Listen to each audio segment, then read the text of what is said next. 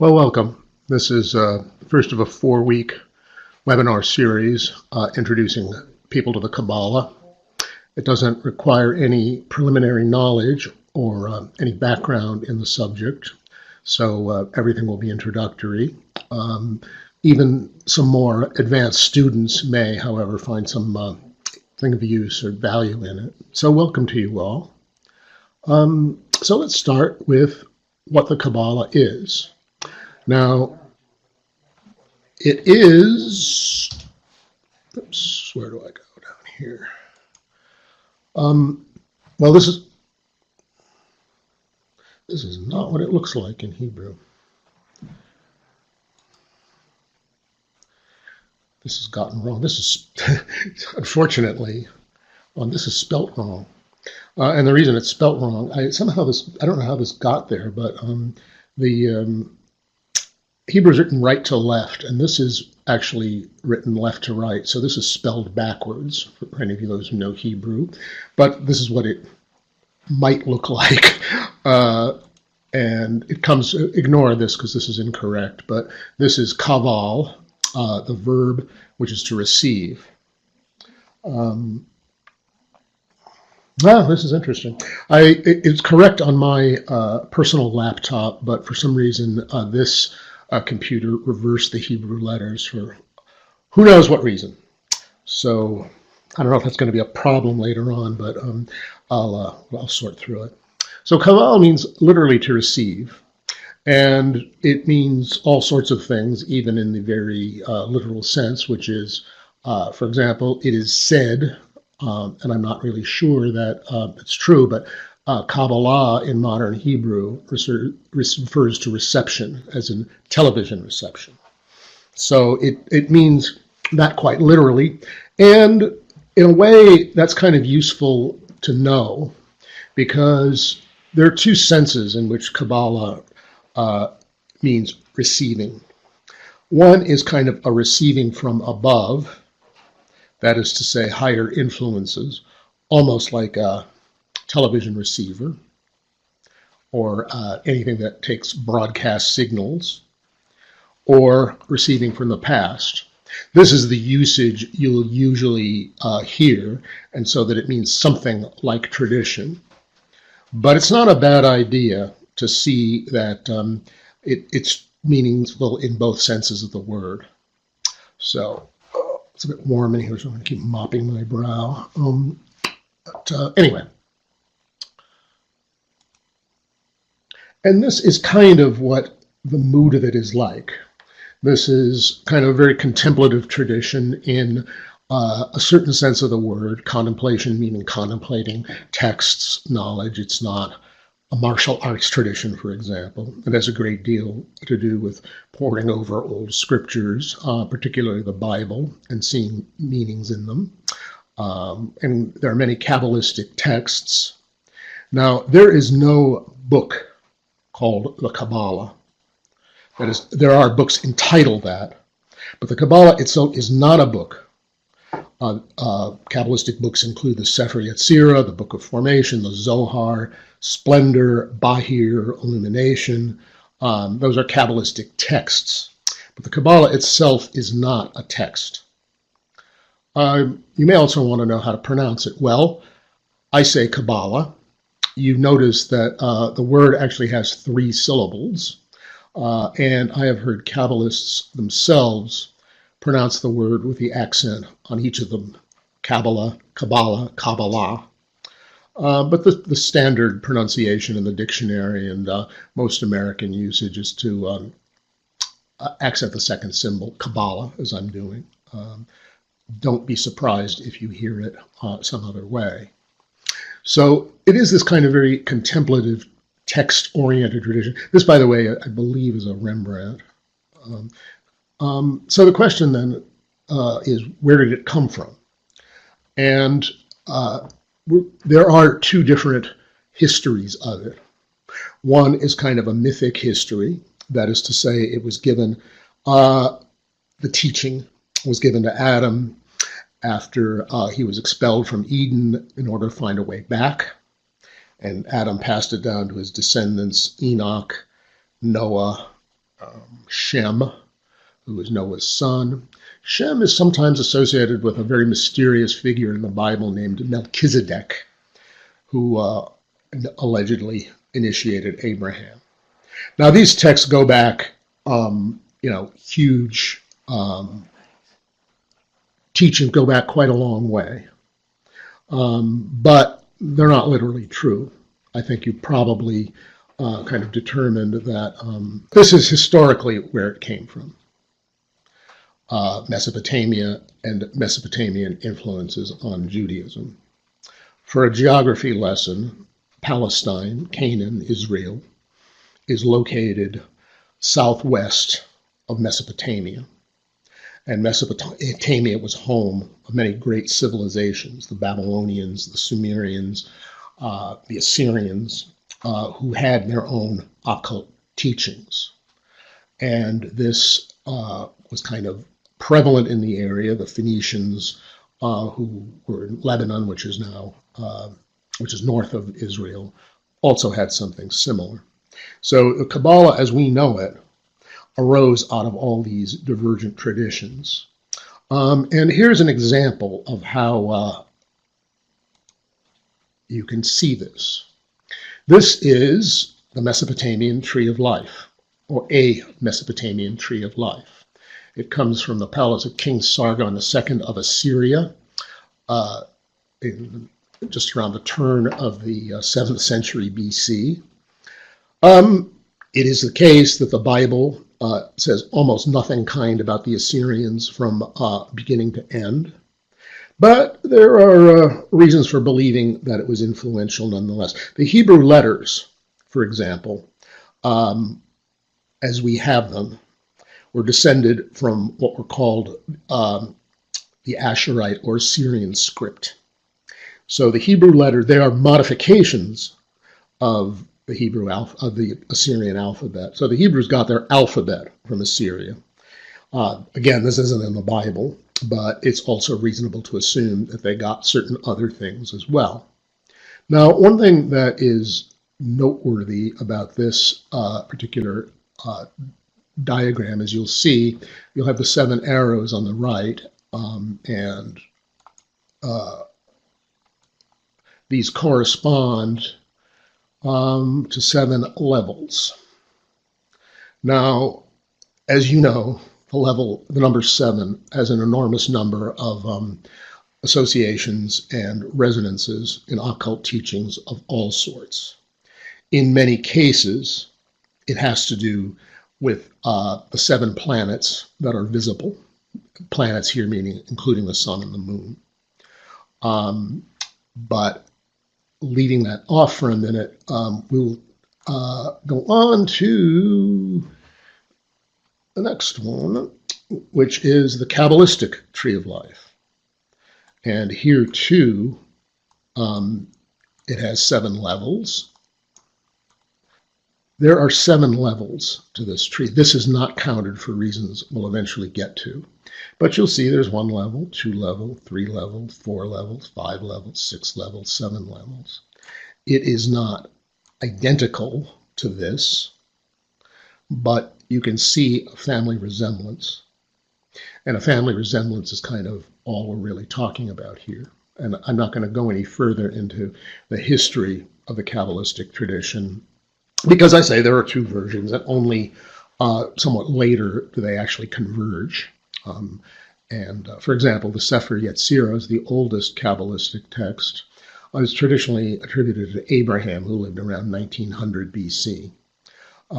No serious mainstream scholar believes this because we don't know anything about Abraham, and there was no Hebrew language as such in 1900 BC.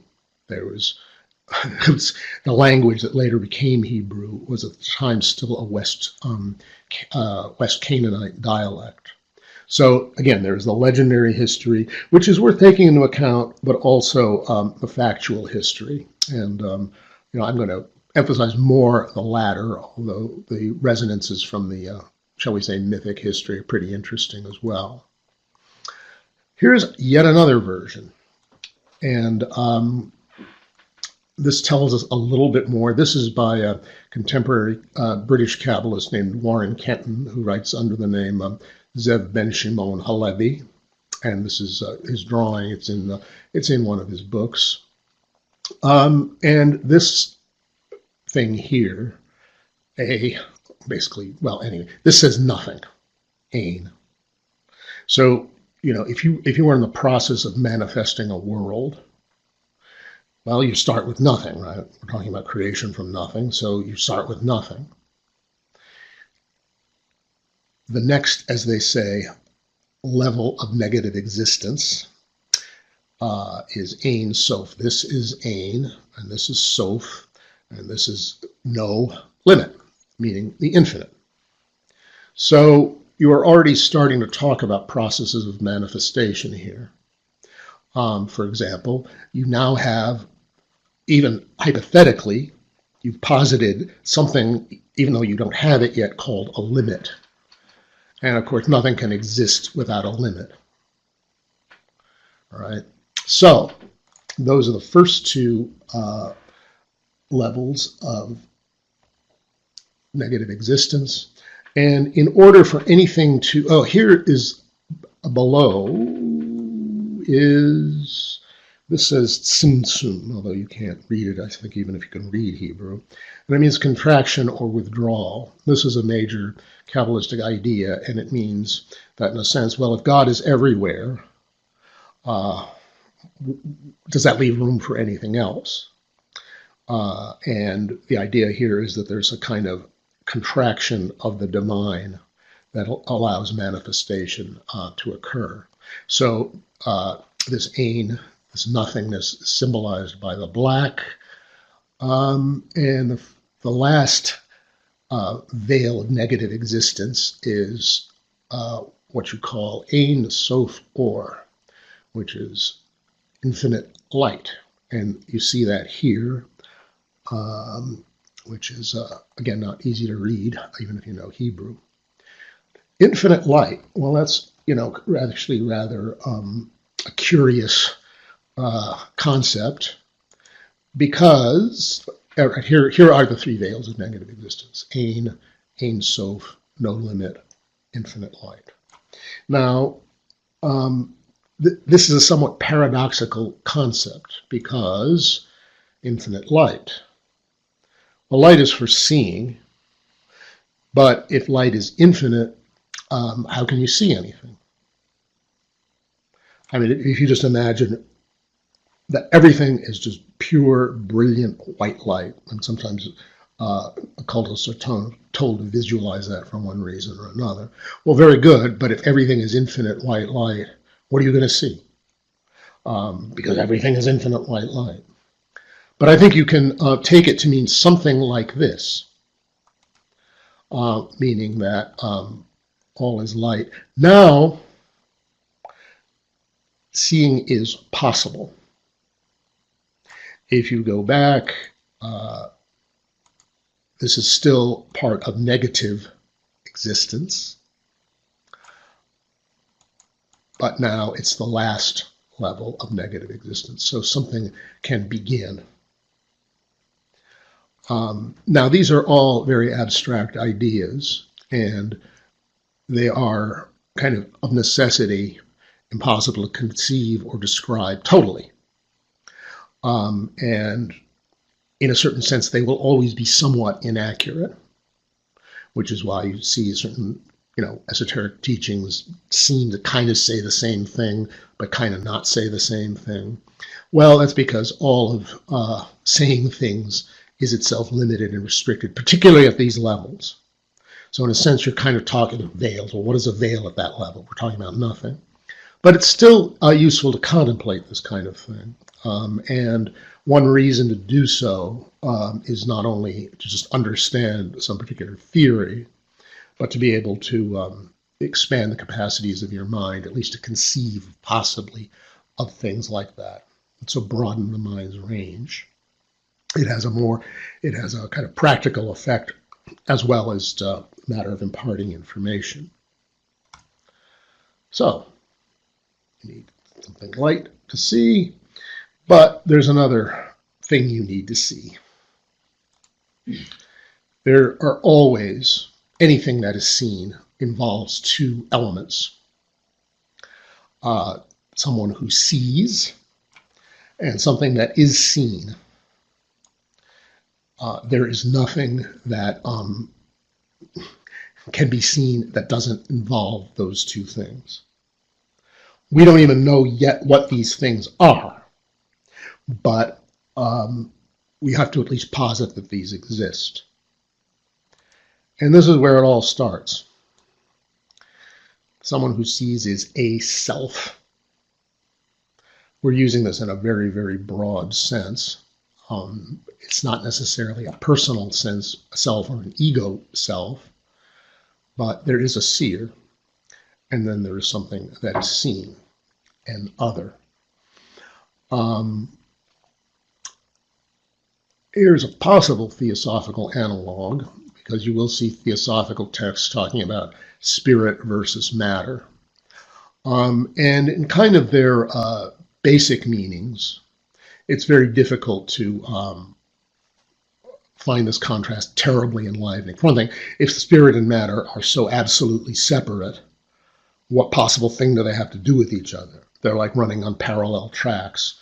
This is for those of you who like philosophy is one of the problems of Descartes' philosophy, which we won't go into here, but he calls something, the self that he calls is called the res cogitans, the thinker, and res extensa is what's perceived spirit and matter, but he doesn't do a terribly good job of figuring out or explaining why these things should even relate to one another. But we do because this necessarily involves a relationship. If they weren't both there, you wouldn't see anything. In a sense, this is all extremely basic, but it is also very abstruse. Now, the couple of ideas that I've talked about, and covered in the last few slides are discussed a lot greater length, not in a particular Kabbalistic context, but in a book of mine called The Dice Game of Shiva, which some of you may read, have read, or may want to read. Now, anyway, you begin, once you have this self and other, manifestation begins, and it is shown in this form. This is the tree of life, which you've already seen. It consists of 10 sphirot, which roughly means principles. Sphirot is plural, the singular is sphira. Those are just standard Hebrew and singular and plural feminine forms. But you start here, which is called Keter, which is the crown, the primordial point. It is symbolized often by a point. And it is like the point in geometrical space. If you remember, a point itself is just a location, right? It has no width, depth, or height. It is just a location. It has no even size. And that is a very useful way of thinking about Keter. In a sense, nothing, it's sort of a place where you start. It is considered the highest of the sphirot and closest to God. Now, you will see this here, which is the lightning flash. And this is the way the sphirot manifests. This is called a lightning flash because it looks like a lightning flash. And also, there is an allusion to it in the first chapter of the book of Ezekiel, which is very, very important in the Kabbalistic tradition. If you ever read visions, it's sometimes called the throne vision or the chariot vision of Ezekiel. If you read it and try to pay attention to it, you will find that it is almost impossible to visualize because you have eyes on wheels and everything's going on. So it's obviously the prophet had a vision that he found very, very different, difficult to describe. But one of the things he said is that there are these holy living creatures, which have a symbolism of their own. They ran and returned as the appearance of a flash of lightning. So This is sometimes said to be an allusion to this process. Malkut is final physical manifestation, that is the solid object.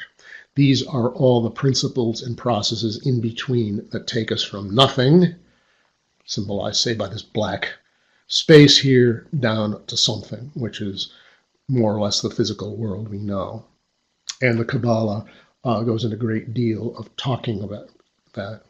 I'm going to go into some of the dynamics of the Tree of Life. I think many of you are familiar with it to some degree or another, but I can't assume that you are, and it's sometimes even the ones who know it pretty well may find some useful information here. So here we have the Tree of Life again, right? We have 3 pillars, and this is the middle pillar, which is called the pillar of consciousness or mildness. This is the pillar of force or mercy, expansion. This is the pillar of form, severity, restriction, limitation. So you have expansion, contraction, and something that mediates between the two. This particular one, Hesed, literally means mercy. This one, Gevura, literally means strength. Sometimes it's called judgment or fear. It's the limiting factor, which we'll get into further. But so you have force and you have form. And for anything to exist, even an idea, even something as abstract as an idea, you have to have a certain kind of energy behind it, and it has to have a certain form, a certain thought structure to it. So this is the basic dynamic. Consciousness is kind of building between the two. Now, there are moral elements in this as well, as you can get to it. And if you just see this right now, just these two things, suddenly you understand something about the Bible, which is not, or particularly the Hebrew Bible, which is not otherwise terribly clear. Because God is sometimes merciful, sometimes wrathful. And this, in a sense, explains this, because both of these aspects are, essential to creation and manifestation. As it says, all of our days are spent in thy wrath. Well, that's limitation. All of our days are spent. That's from the 90th Psalm. And all our days, in a sense, are spent in the wrath of God, because wrath, in the sense, means kind of limitation, restriction, severity, and or if you want to talk about it in more plain terms, a school of hard knocks, which is life. So all our days are spent in thy wrath. Means something a little bit different. The God of the Old Testament is often considered to be kind of childlike and capricious and, not very, shall we say, evolved. But I think there's more going on than that. And it's much truer, in a sense, to reality, because if there is the one out of which everything arises, it is both light and dark, good and evil, so on and so on. That's radical monotheism. Christianity is not radically monotheistic in that sense. And that would be another long webinar of its own. Now I'm going to go through each of these sphirot. Remember, sphirot is the plural and sphira is the singular. Incidentally, I will point out, hey, Keter is spelt this way here and this way here. There are a lot of different transliterations of Hebrew words, and they have to do with certain communities of Jews have different pronunciations. Moreover, the pronunciation that was used when the Bible was written is no longer used pretty much by anybody except academic scholars. So this letter, th, was pronounced th in the time of King David, but modern Jews tend to pronounce it, most modern Jews pronounce it just as a T. So you are going to see these variations not only between this chart and what I've written, but between any of these and plenty of other books you may have on hand. That's just an inexactitude in the transliteration of the Hebrew, and well, you can get used to it. It's not that difficult to figure out. So we said that this was the point of origin. Here is another mystical name for it. This actually comes out of a book by a British occultist named Dion Fortune, whose book, The Mystical Kabbalah, was very, very influential. It was published in the 30s. Her system is a little different from the one that I'm setting out here, but the basic outline, like for example, this tree of life, is the same. So the white head, and one image for it is an ancient king seen in profile. Now, what does that mean? Well, you're only seeing half of it because Keter is half manifest and half unmanifest. So symbolically, that refers to that. Then there's the Ancient of Days. Now, this appears in the Bible exactly once in the book of Daniel. And this refers to what Christians would call God the Father. Who God the Son was is a long issue, which you'll have to watch some webinars or read some of my books to discuss, so I know. But the name, the Ancient of Days, appears in the book of Daniel. Now here, these have planetary associations. These three, or these four, are unseen planets. And these spheroid are, as it's called, unmanifest sphere. So Neptune is the planet associated with it. Neptune is kind of considered to be, in a sense, the veil of illusion. Well, what is the veil of illusion in this context? All of manifest reality.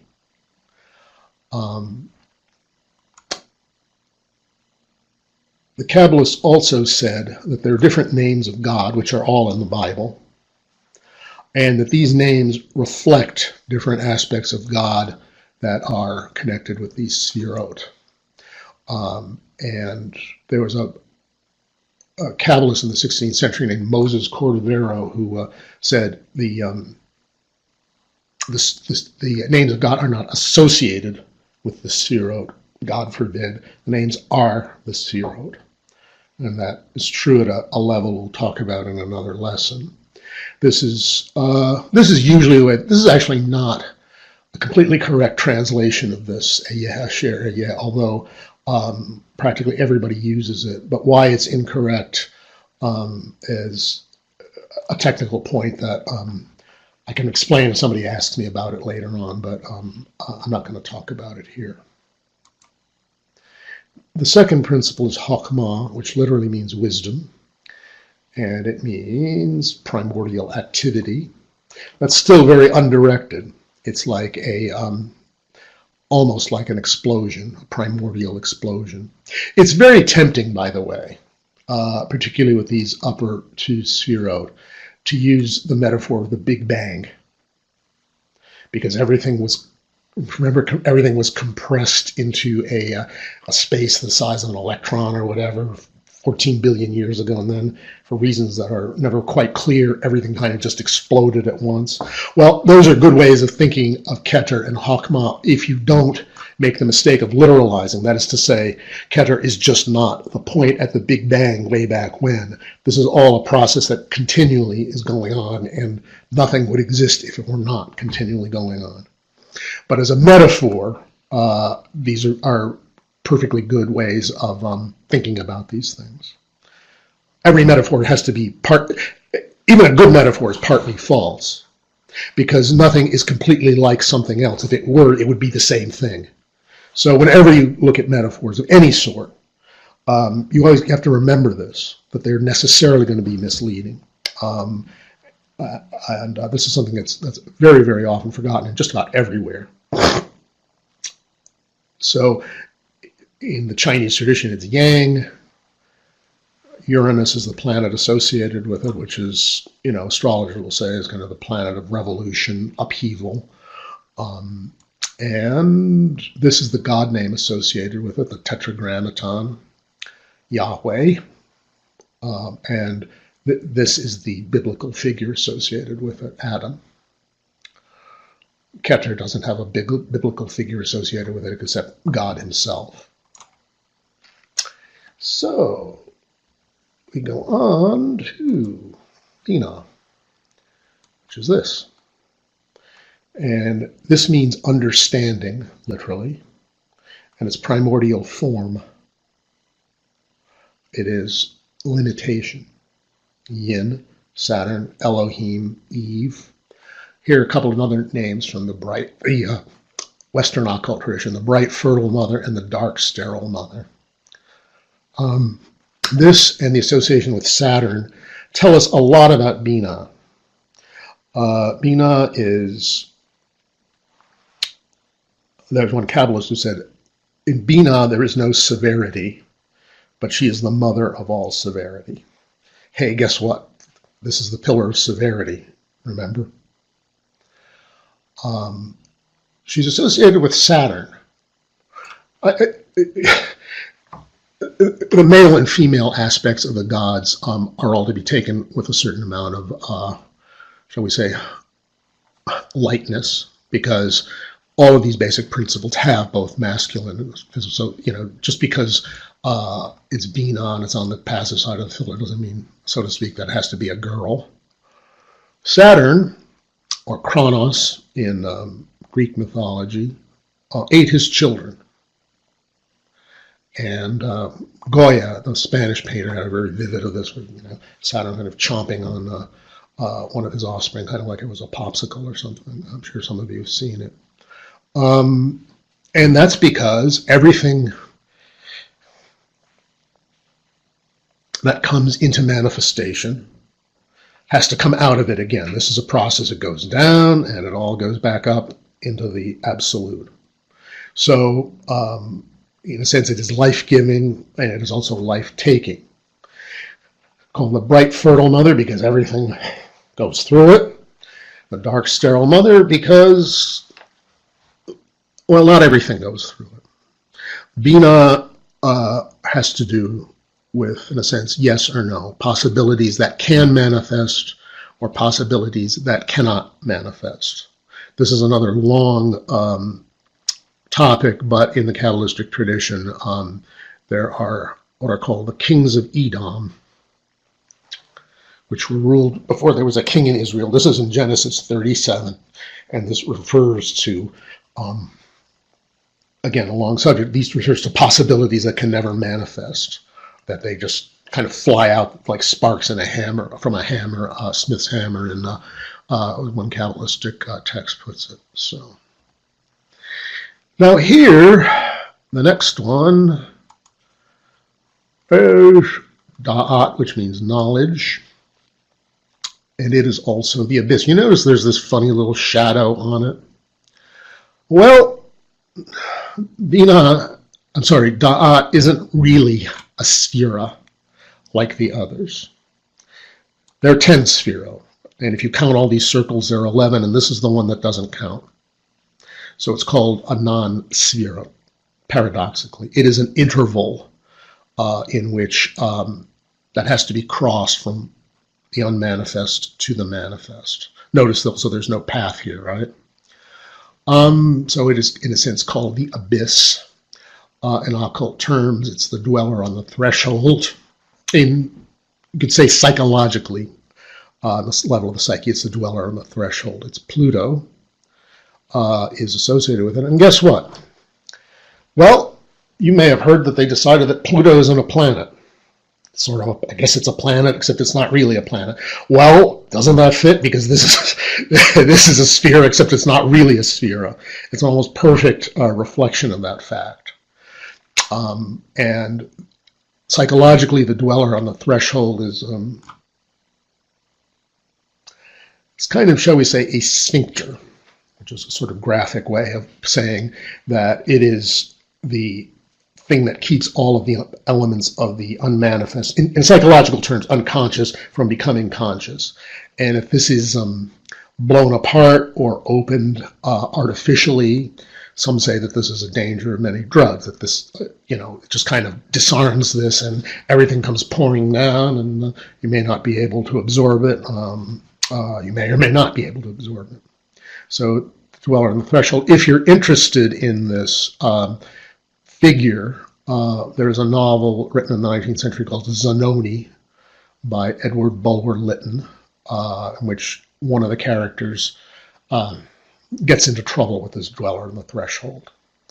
If you want another literary take on all of this, there is a novel called Under the Volcano, written during World War II. It's not about World War II, by Malcolm Lowry. The hero is a failed Kabbalistic magician, and he falls into this abyss. How do we know this? He said, I'm falling into the abyss between Hesed and Bina. I mean, the symbolism is that explicit. It's a great novel and worth reading apart from its Kabbalistic association, but it does have an enormous amount of Kabbalistic symbolism in it. Go on. Hesed is mercy, expansion, Jupiter. Jupiter is the great benefic of the planets. Abraham is associated with it, the patriarch Abraham, who's noted for his hospitality, his mercy, and El is the god name associated with it. So these are kind of the things. It is, in a sense, benevolence. It's another name for it in Hebrew is Gedula, which means greatness. The next one is Gevura, which is the opposite, which is it means strength, but it also has meanings of severity, judgment, and fear. Isaac is associated with Gevura, and at some point or another in the Bible, God is referred to as the fear of Isaac. Well, if God, talked your father into trying to sacrifice you, I guess you would be afraid of God too a little bit. So that certainly stands to reason in terms of the biblical story. The planet name, which I've neglected to put here, is Mars. So you have Jupiter, you have Mars. Yah is the name associated with it. Let's see. And we go on to Tiferet. Tiferet is the middle point of everything. It is connected to everything on the tree except this, which is physicality. In psychological terms, it's the high self. Oh, some of you may be interested in Jung. All right, this is what he calls the capital S self, and this is what he calls the ego in his psychological terms. How do I know that? Because he says so in one of his own books. I mean, he explicitly says so the self is Tiferet and the ego is Yesod. So I think that's pretty good authority. He's associated with Christ. Here's the Son of God. Remember, this is the Father, the Son. Jacob is the patriarch, and it is also associated with the Son in the S-U-N sense of the word two. Go to Netzach, which victory, well, it's an often used translation of it. It doesn't really work very well. Eternity is a little bit more accurate in terms of what it actually does, but it has to do with cyclical repetition.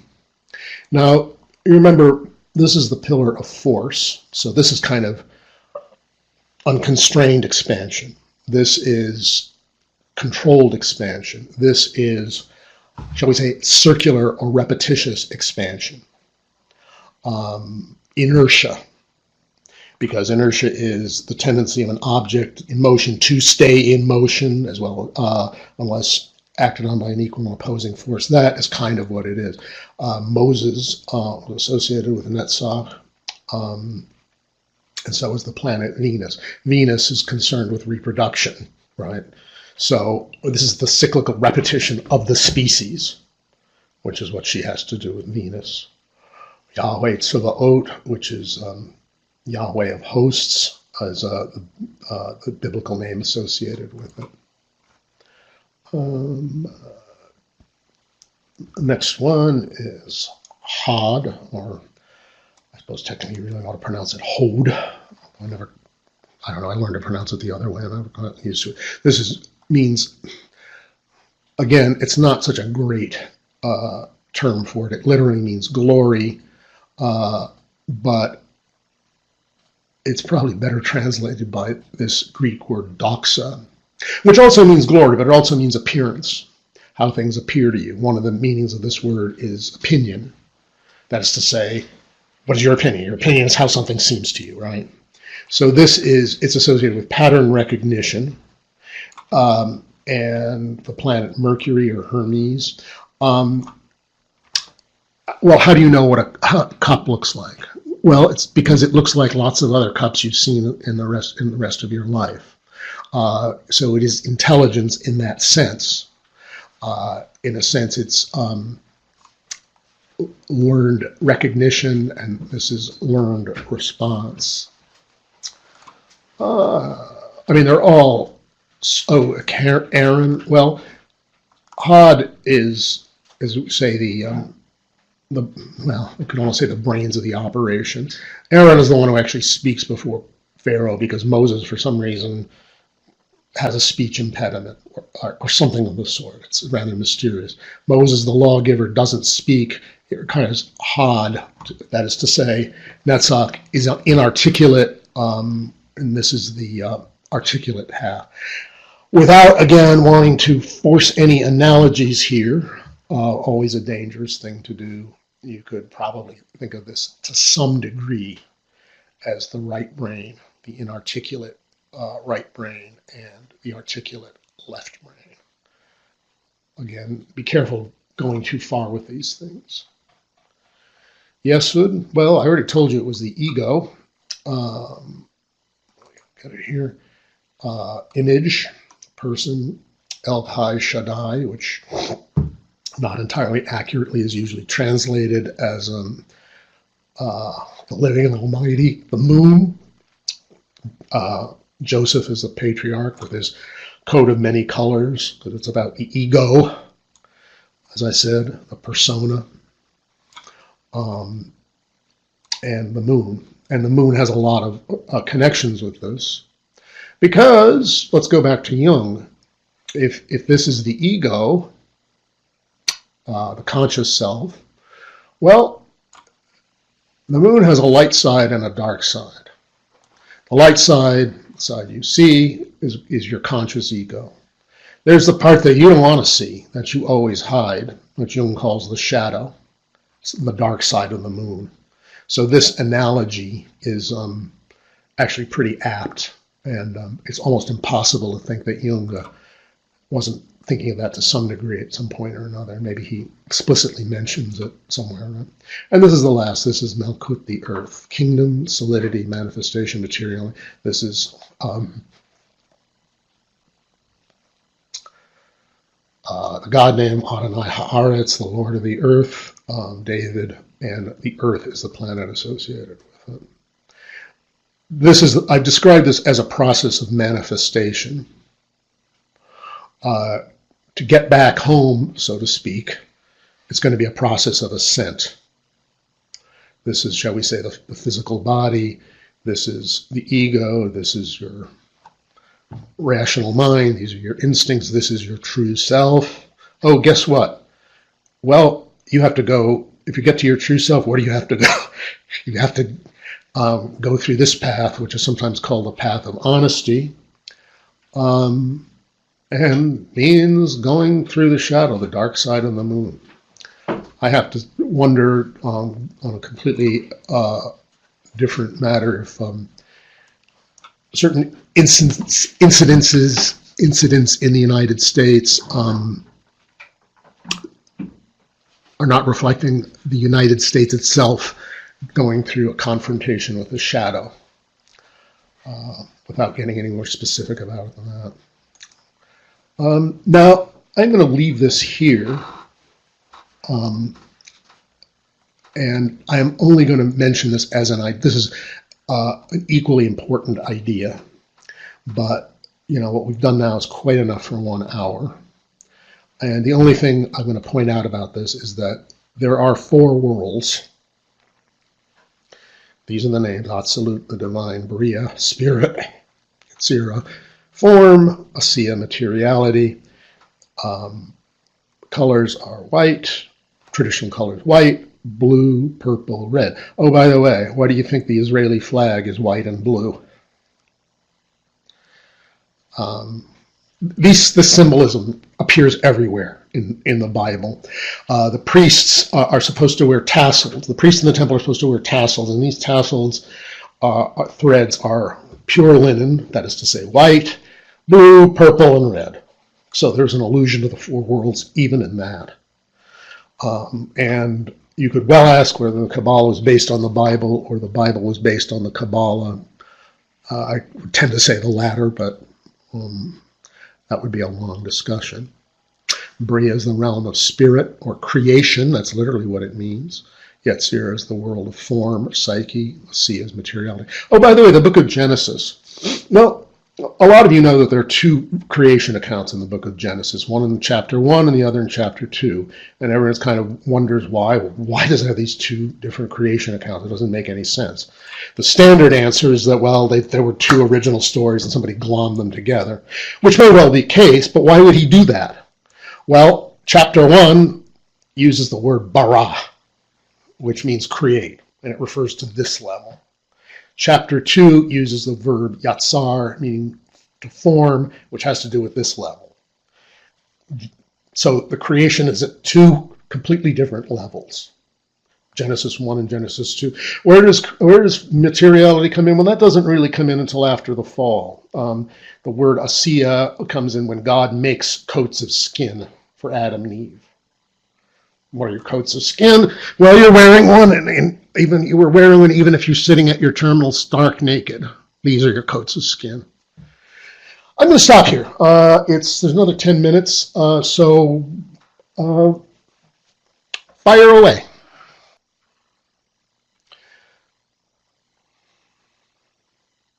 While I'm waiting for the questions to come up, it is possible, by the way, to equate these levels with theosophical schema. You know, this would be the physical, this would be kind of the etheric, where the psyche interpenetrates the body, this would kind of be the astral level, this is the level of probably buddhi, intellect.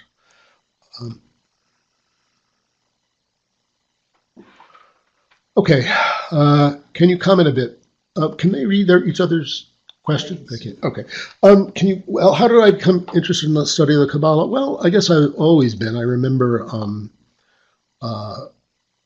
my father was interested in this when I was a boy, and he had some books around. I became interested myself. I remember even buying him a book on the Kabbalah as a Father's Day present once, which I inherited. But the real interest kind of came when I was a student at Oxford between 1978 and 1980, when there was a small group on the Kabbalah.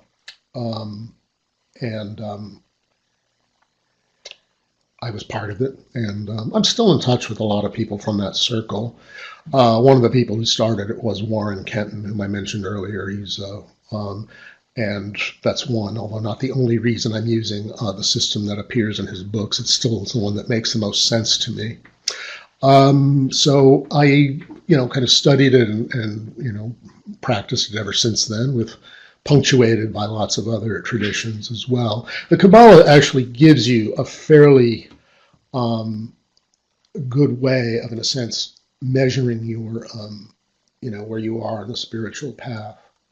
I'll tell you a weird experience. I remember I was at a Kabbalistic workshop, England, Buxton, Derbyshire, just before I moved back to the United States in 1980, and the instructor said, "You are Gevura." So, I don't know, I'd never particularly thought of myself that way, but it did lead me to think, well, if I am that heavily balanced there, maybe I ought to go a little more in this direction.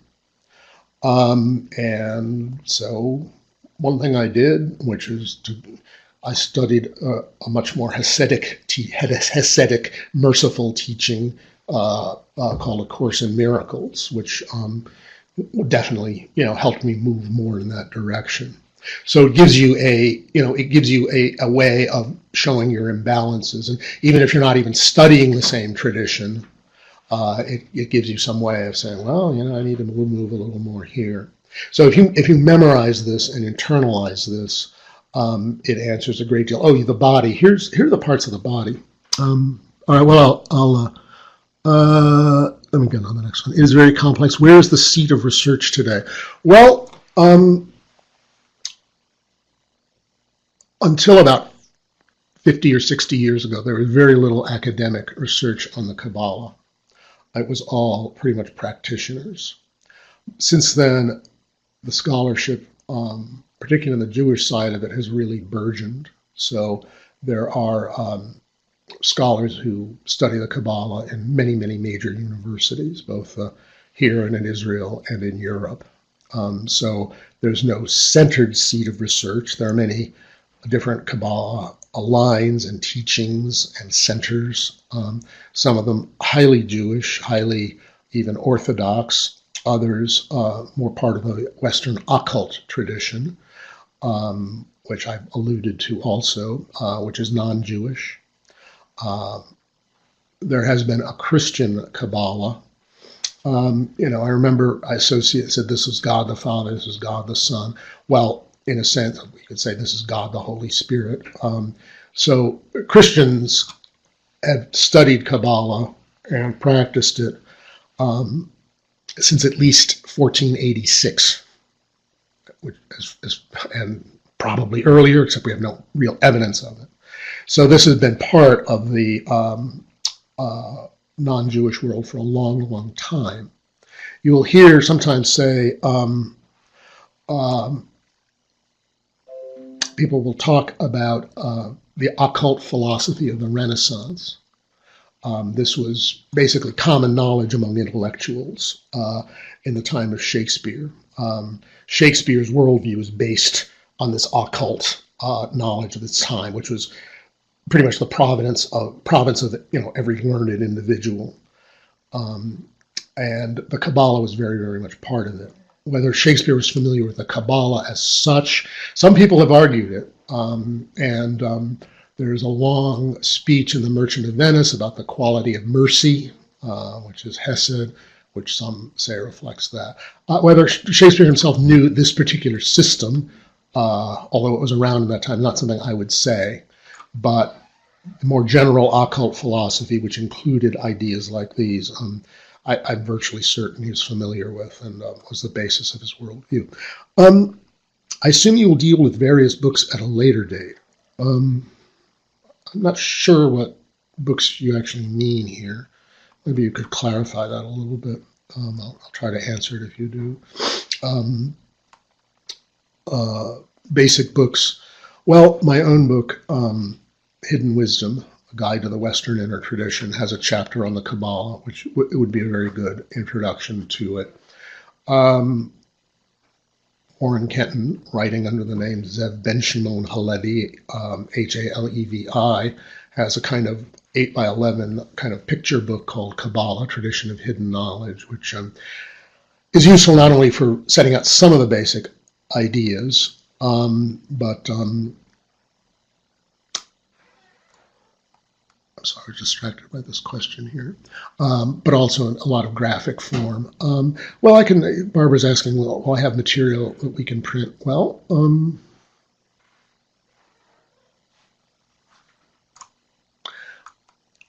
let me think about that. I keep hearing people saying, they like handouts. I went to a very course on the visual display of quantitative information a few weeks ago, and the professor is very distinguished in that field. Said, people love handouts, always give handouts. I don't. I always myself just generally leave the handouts on the chair. So, but let's see if I can do something. He's interested in the text that I'm talking about, the Zohar Sefer Yetzir. Yeah, I will talk those in later lessons. But I will. The Zohar is probably the biggest, in many different ways, Kabbalistic work It was written mostly in the late 13th century by a Kabbalist named Moses de Leon in Spain. It may, at this point now, this year, have been finally fully translated into English. There's a scholar named Daniel Channon Matt who's translated the full Zohar, and I believe the final volume is out this year. That is to say, volume 12. So it is a huge, huge thing. The Sefer Yetzirah, it means the Book of Formation. If you remember, so to a certain extent, it's talking about this level. It is the oldest Kabbalistic text. I am not going to, I don't know how much I'm going to say about it. The Sefer Yetzirah is very important. And as you know, I imagine, I'm giving kind of a National Lodge correspondence course on, hey, there you go for your handouts. I will discuss the Sefer Yetzirah more in that. It's somewhat more abstruse, although it's more basic, and it's, shall we say, much less well understood than the more familiar concepts. Another important text is the Bahir, the Book of Illumination, which was produced in Provence, in the south of France, probably in the 11th century. Those are some of the major texts. The Sefer Yetzirah was probably written, I don't know, sometime between the 3rd and 6th centuries AD. The others were written in medieval times, and that's not a coincidence because it was in medieval times, like say between the 10th and 14th centuries, that this tradition came together in this form. It certainly had been known in other forms. You remember, for example, the Assyrian Tree of Life. If you want another Kabbalistic symbol, which also has 7, there is the menorah. The menorah is a 7-branched candelabrum. And, well, what does it symbolize? It's the level of 7, the 7 spirits before the throne, the 7 planets, so on, so on, so on. So that is another, valuable thing about learning the Kabbalah, is that this can serve very well as a kind of filing system of symbolism. I mean, you've already seen, well, you've got biblical patriarchs here. You've also got the planets. It is useful in studying astrology, and there are Kabbalistic astrologers, people who explicitly relate these to various astrological aspects. For example, if you have, this is Mars, this is Jupiter, and here's this path between them. So if Mars and Jupiter are badly aspected in your chart, that is to say they have a kind of tense relationship like a square or an opposition, it could point to some kind of blockage here. So you can use this in a sense for personal insight as well. There's certainly meditative practices associated with the Kabbalah, which I'm not going to go in this class, and probably allude to a little bit in other classes. But there are many, many varieties of it. So I think I'm going to stop here because it's 3 o'clock.